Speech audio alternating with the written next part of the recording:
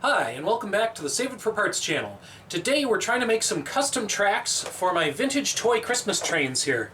These trains have appeared in a few prior videos when I installed them around our garden pond and tested them with more modern subway toys. Now these are made by a company called New Bright in the mid-90s. It was one of those generic plastic manufacturers that made a lot of cheap junk, including various versions of this train set.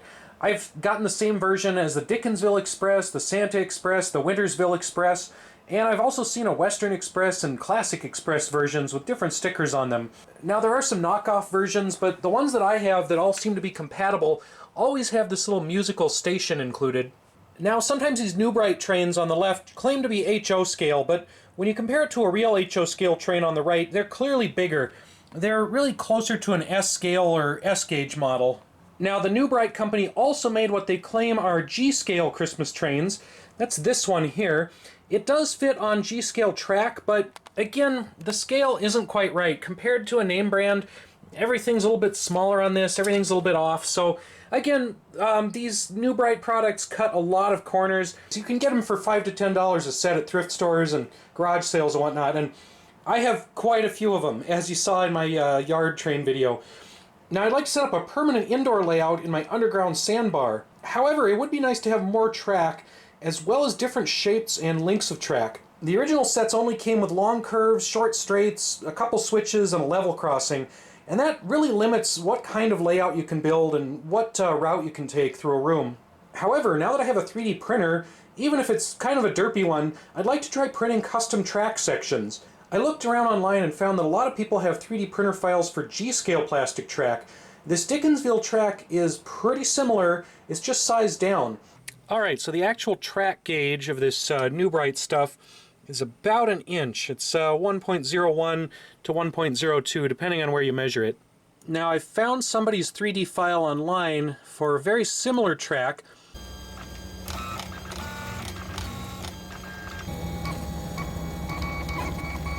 Alright, well, I've tried two different models here. I tried one from a Polar Express train that I just downloaded and rescaled. That printed okay. It needs a lot of cleanup, and then not sure if the things are actually going to clip together here. This is just a test unit. And then I tried that one that I edited heavily in SketchUp, and it seems that I've scaled it completely wrong because it is just minuscule. It says it's going to take 6 seconds and do 2 layers, so I've basically destroyed that file. Alright, so this is our 3D printed part, and it does start to clip in on this side. It's actually a little bit too small though, so I need to scale it up even more. Okay, attempt number 2 here. The scale looks almost exact. I'm still having issues with the little clips collapsing here. Okay, so we've tried a couple of these little test pieces to dial in the scale, and it seems like it's just about 50% of G-scale, or at least 50% of the original file that I'm using. Now, I'm just stealing track files from Thingiverse. These are for the Lionel Polar Express track uploaded by Malamaker. Thank you, whoever you are. Now, I was hoping it would be easier to just take those pre-existing files, flop them around, resize them, print them out in that approximately S scale, but I am having some issues downsizing the tracks to the S scale. If I just load them in at 50% and output as an STL file, the file size gets huge, and actually my slicing program has just now run out of memory trying to handle that file. So it's not as simple as just importing a G-scale track, throwing it into 50% and printing it out. I'm going to have to play around with this some more.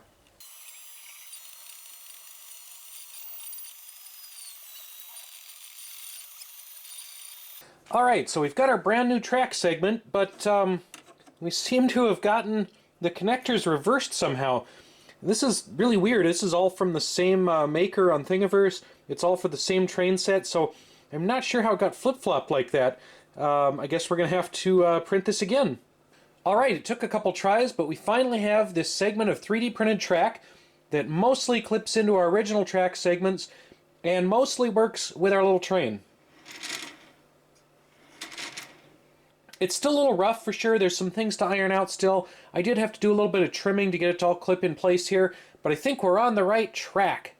So right now I'm definitely just hacking away randomly at other people's designs, trying to make all these tabs and slots fit correctly. It's not the cleanest design, but It seems like it's working. So as I've mentioned, I have very limited types of track that I could put together here, and it's really only designed to make a big oval. So if I'm doing anything weird like this, I have to figure out what combination of these curves and these straights can come back around and meet up with its own switch. Alright, I've immediately broken the little coupler here just trying to open the battery compartment. Again, these are made from the cheapest possible plastic, so they're not a high quality product. So instead of that last loop, what I'll probably do down in the sandbar is something like this. This is kind of a minimum diameter loop, and it does take one of my 3D printed pieces of track to make everything line up, but this way I can have two-directional track along a shelf through the room. Trains can go both directions, can just keep going around the system basically continuously on their own. I don't have to stop and reverse anything. I can just set up a train, have it go back and forth on the track. Maybe I'll have this loop hidden inside the bar closet or another area. We'll see what we end up doing with that.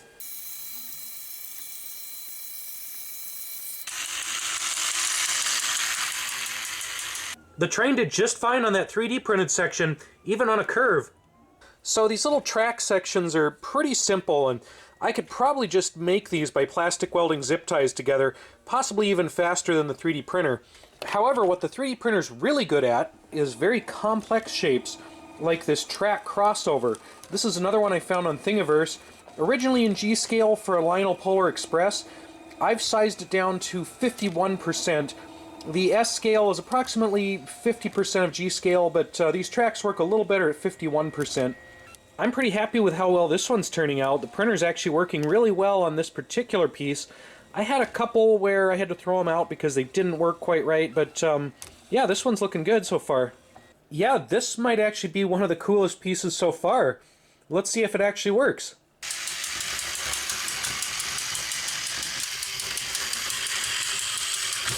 Alright, so our little 3D track junction seems to work pretty well. This is absolutely not an original component of this type of set. This is from a G scale, again sized down to 51% and thrown onto these cheap plastic Dickensville tracks. And you know what? It works pretty well. It's a little bumpy. I haven't sanded it down yet. This is just straight out of the printer. So I think with a little cleanup it'll work even better, and the train won't bump as much going over it. Another one that turned out really well is this little track end stop. I didn't print the entire thing. It's supposed to have a bar across it, but it works pretty well even without that. And I'm actually surprised how well this turned out on my printer. I didn't think this little printer would do overhangs or vertical holes very well, but it actually did this one reasonably well. Alright, so I've got an array of 3D printed track sections that I can add into my Dickensville layout, and I'm pretty happy with these. If I want more, I can always print more. As I end up developing my layout a little more, I'll get a better idea of what kinds of curves, what kinds of straights, what kinds of other track features I'm going to want, and I can come back and print the ones that I'm missing. And it really expands the ability to use these cheap 90s trains. Stay tuned for a future episode of Save It for Parts where we're going to be installing these trains down in our sandbar underground. That's going to be a little while. I still haven't carved out the shelves for it. I still haven't quite finalized how the layout's going to look. And I've got some other things to figure out before we actually start installing those. Make sure to like and subscribe so you don't miss that. You'll see other sandbar projects, other stuff I work on. Thanks for watching. We'll see you next time.